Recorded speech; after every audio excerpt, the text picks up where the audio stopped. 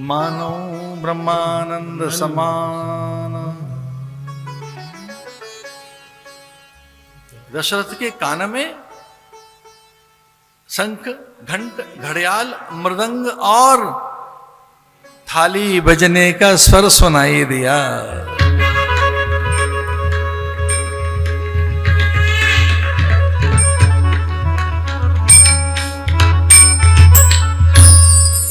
शंख घंट घड़ियाल मृदंग और पखावज शहनाई ये पीछे पीछे बज रही हैं, लेकिन अनुचरियों के सबसे आगे जो प्रधान सेविका है वो थाली बजाते हुए दशरथ के आगे नाचने लगी। और थाली बजने का अर्थ यह है कि लाल जी आ गए, प्रभु जी आ गए। दशरथ पुत्र जन्म सुने काना, मानो ब्रह्मानंद समाना। दौड़े भागे, पुत्र को देखा नहीं,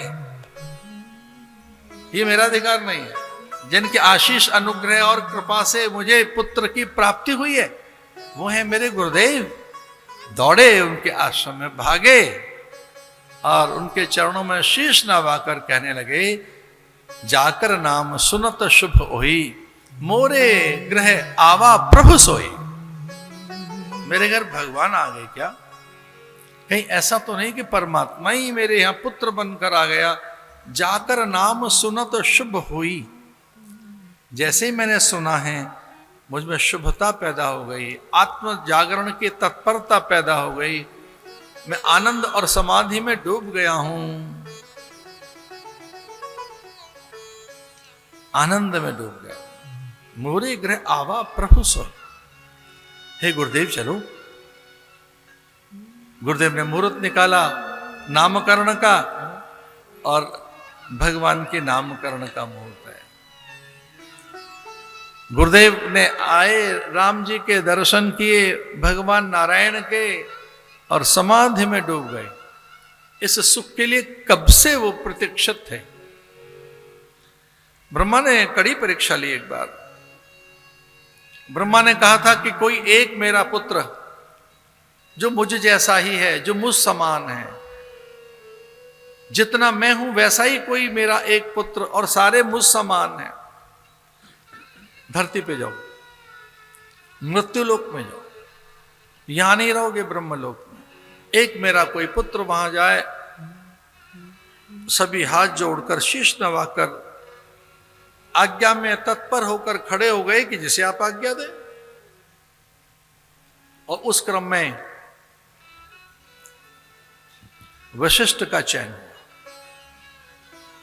ब्रह्मा ने वशिष्ठ से कहा आप जाइए, और वशिष्ठ ही धरती पर आए। दिलीप, अंशुमान, भगीरथ और खटवांग, दीर्घतमा, दीर्घबाहु आज दशरथ के वो गुरु बने। उन्होंने यज्ञ तो कराया। सनकादिक ने और नारद आदि ने पूछा था कि अत्यंत प्रसन्न होकर आप धरती पर जा रहे हैं, ये तो डिमोशन है, प्रमोशन का है। ये तो डिमोशन है कि धरती पे मृत्यु लोक में भेजा जा रहा है आपको, और आप इस डिमोशन में धरती में मृत्यु लोक के प्राणियों में रहने के लिए भी प्रसन्न दिखाई दे रहे हैं, तो कोई बड़ा लोभ दिखाई दे रहा होगा। तो उन्होंने कहा हम तो ब्रह्मज्ञानी हैं, परमात्मा सर्वत्र हमें दिखाई देता है, कोई लोभ नहीं है। फिर भी एक लोभ तो है जी। क्या है? बोले परमात्मा को गोद में बिठाकर उसका माथा चूमते हुए उसको नाम देने का अधिकार मुझे मिलेगा। नामकरण करेंगे, अन्नप्राशन करेंगे उनका, मुंडन कर्ण छेदन करेंगे उनका, और उनका यज्ञोपवीत संस्कार करेंगे। उन्हें पढ़ाएंगे वेद। 15 वर्ष की जब उनकी अवस्था हो जाएगी तब उन्हें परम तत्व का बोध कराएंगे, उनसे उसकी सम्मति लेंगे कि जो हमने सीखा है वो सही है ना। तो तब 2 होंगे, तीसरा कोई नहीं होगा। एक और गुरु होगा और दूसरी ओर परमात्मा होगा।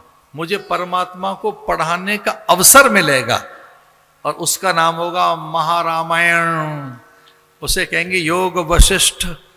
इस लोभ में मैं जा रहा हूं कि परम तत्व का प्रकाशन परमात्मा के सन्मुख हम करेंगे, परमात्मा को ही बताएंगे कि तू ये है, इसकी सम्मति दे, इसकी पुष्टि कर, इसको प्रतिपादित कर और बता ये सही है ना जो हम ऋषियों ने समझाए, जो तेरा तत्व, जो तेरा सत्य, जो तेरा अस्तित्व। तो ये लोभ हमें है, हम बताएंगे उनको। नामकरण पहला संस्कार है। वैसे तो निष्कर्म मरण जात कर्म एक संस्कार है। गर्भाधान के बाद पुंसवन और फिर सीमंतोरैन, निष्कर्मण जात कर्म, फिर है नामकरण।